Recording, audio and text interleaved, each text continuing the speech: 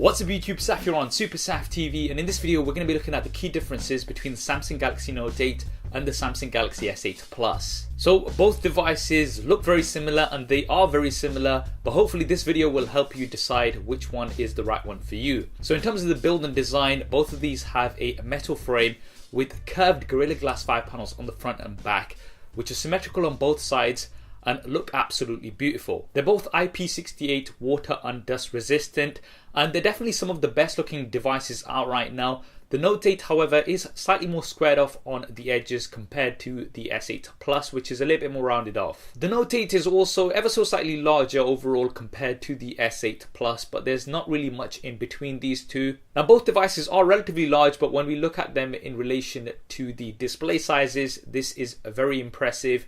Both devices have infinity displays, and that means we have minimal bezels. The Note 8 has a slightly larger 6.3-inch display compared to the 6.2-inch display on the S8 Plus. Both devices have an 18.5:9 aspect ratio, which is going to allow you to fit more into your devices vertically, and they are both Super AMOLED with a Quad HD Plus resolution. This means colors are vibrant, blacks are deep, and details are sharp and crisp. These are definitely some of the best displays out on the market right now. Now internally things are quite similar as well. We've either got the Qualcomm Snapdragon 835 processor or Samsung's Exynos 8895, depending on which region you're from. I've been using the S8 Plus for quite some time now, and it has been very fast and snappy. The Note 8 however does come with 6GB of RAM as opposed to 4GB of RAM on the S8 Plus. And this is because of the emphasis of multitasking that Note devices always have. So as well as your standard multi-window and things, you are going to be able to use features such as App Pair, which is going to let you open 2 apps in multi-window with just one click. For storage, you've got 64GB as a base, but you can expand that with the micro SD card slot on both devices, and this is really useful. Now moving on to the cameras, this is where we have a big difference. The S8 Plus has a 12-megapixel camera with optical image stabilization, dual pixel autofocus, and it has an f1.7 aperture. It's definitely one of the best smartphone cameras out right now. I've posted lots of images with it and done lots of SuperSaf style camera comparisons. The Note 8 improves on this and is Samsung's first flagship device with a dual camera setup. Both cameras are 12 megapixels with optical image stabilization. The primary camera is very similar to the S8 Plus. It's wide angle and has an f1.7 aperture with dual pixel autofocus. But then you have a second telephoto camera which has an f2.4 aperture and is going to allow you to have 2 times optical zoom. It'll also allow you to take portraits with blurry backgrounds. This is something we've seen on many devices,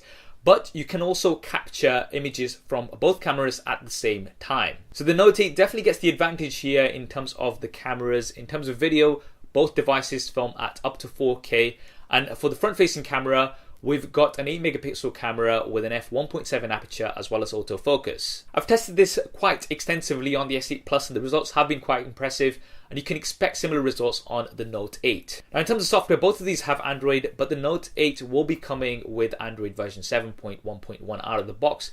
Currently my S8 Plus is still on Android version 7.0. I'm hoping the update will be coming soon. Both of these do have Samsung's Experience skin on top. Now looking at the additional features, both devices do have a fingerprint scanner, but this is at the back near the cameras. Now for the S8 Plus, it's actually right next to the camera, so you do have the risk of smudging the lens a little bit. On the Note 8 however, you do have the heart rate sensor and LED flash in between the cameras and the fingerprint scanner, so you'll be less likely to smudge those lenses. Now a good way to avoid touching the lens on the devices is by using a skin from our channel sponsor dbrand. This will give it a bit more texture on the back, and you'll be able to more easily differentiate where the fingerprint scanner is. I'll be leaving a link to them in the description below. Now if you don't want to use the fingerprint scanner, then you do have the option of the iris scanner, and both of these do have an iris scanner which works really well and is very secure. Both devices also come with a USB Type-C input, and you'll be pleased to know that they both also have a 3.5mm headphone jack, and Samsung are including AKG earphones worth $99 with both devices. We also have Samsung's very own AI assistant Bixby, and this is available on both devices. It can be activated by a dedicated button which is below the volume rockers, and you also have Bixby Voice, so you can activate it with voice. There's also Bixby Vision, which is going to allow you to point the camera at places and get images and shopping results and things. I've been using Bixby for the past few weeks and it is pretty impressive in terms of what it can do. You can go in quite deep into apps with your actions, and the thinking behind it is that you should be able to do anything with your voice that you could do with touch. Now, one feature which differentiates the Note 8 from many of the devices is the S Pen. And this is going to allow you to have lots of advanced features. We've still got some of the features that we like, such as the screen memo, where you can just go ahead and write something on screen and it will stay on there because of the always on display. But you also have some new features such as live translate. You're going to be able to select lines of text and you can translate them live. In terms of the batteries, the S8 Plus actually has a slightly larger battery, 3500 mAh versus 3300 mAh on the Note 8. Now, I believe there's a few reasons for this. Firstly, the S Pen is going to be taking up some space within the device, which doesn't allow for enough room for a larger battery. And because of the issues that happened with the Note 7, the battery expanding, I think Samsung have taken the safer option and included a slightly smaller battery on the Note 8. I'll let you know how I get along with these and which device that I get more battery life with. The S8 Plus has been pretty good overall. Neither of the batteries can be removed, but you do have fast charging as well as fast wireless charging.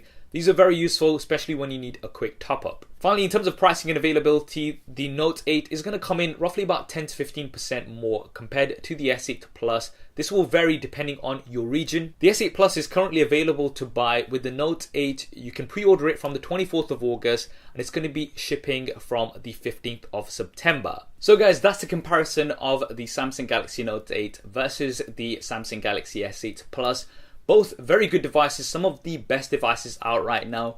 I guess it's going to come down to whether or not you want the additional features that the Note 8 offers, such as the additional RAM, the S Pen, as well as the dual camera setup, and you will be paying a little bit more for those features. What do you think of the Samsung Galaxy Note 8 and the S8 Plus? Which one would you choose? Definitely drop me a comment in the comment section below. I hope you enjoyed this video and found it useful. If you did, then please do hit that thumbs up button for me. It really does help me out. If you haven't already, then be sure to subscribe and switch on notifications. There's plenty more Note 8 content coming up on here. Thanks for watching, and thanks to David, TheUnlockr, for helping to make this video possible. This is Saf on SuperSaf TV, and I'll see you next time.